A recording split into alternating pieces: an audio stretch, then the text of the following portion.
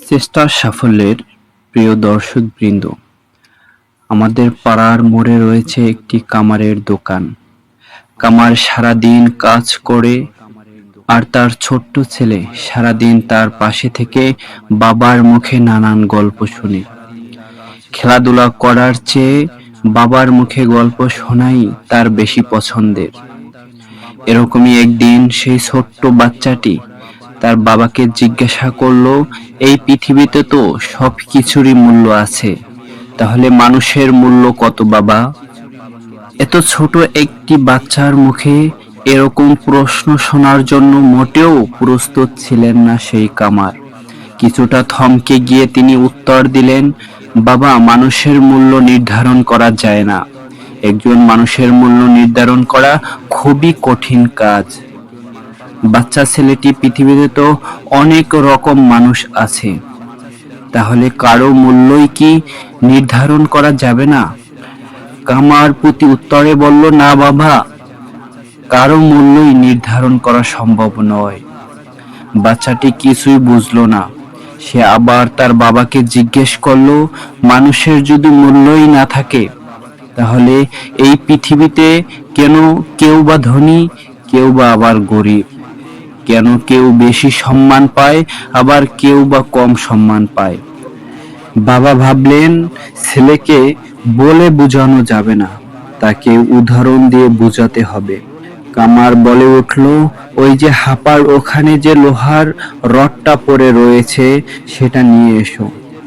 বাচ্চাটি গিয়ে লোহার রডটা নিয়ে আসতেই কামার প্রশ্ন করলেন, বলো তো এই রডটার দাম কত হতে পারে? ছেলে, আজ সকালে তো তুমি এটাকে 100 টাকা দিয়ে বিক্রি করেছো, সুতরাং এটার দাম 100 টাকা। বাবা, আমি যদি এই রডটা থেকে 5টা কাস্তে বানিয়ে দেই, তাহলে এর থেকে আমি কত টাকা পাবো? ছেলে উত্তরে বলল, একটা কাস্তের দাম 50 টাকা, তাহলে 5টা কাস্তের দাম 250 টাকা। বাবা বলল, হ্যাঁ, এবার যদি রডটা থেকে আমি নানান মেশিনারি ক্ষুদ্র ক্ষুদ্র জিনিস বানিয়ে ফেলি, তাহলে কি হবে? ছেলে বলল, তাহলে তো এটা থেকে আরো অনেক টাকা পাওয়া যাবে, কারণ মেশিনারি জিনিসের দাম অনেক বেশি। এরপর বাবা ছেলেকে বুঝালেন, যেভাবে লোহার রডটি পরিবর্তনের সাথে সাথে তার মূল্যেরও পরিবর্তন হচ্ছে, ঠিক সেভাবেই মানুষের মূল্য নির্ধারিত হয়। একজন মানুষ বর্তমানে কি অবস্থায় আছেন এবং ভবিষ্যতে তিনি নিজেকে কোন জায়গায় তুলবেন, তার উপরই সেই মানুষটির মূল্য নির্ধারিত হয়। ছেলে ছেলে বলে উঠল, তার মানে কোনো মানুষের মূল্য কেমন হবে তা নির্ধারণ করবে একমাত্র সে নিজেই। তাই মানুষ ভেদে গরিব বা ধনী দেখা যায়।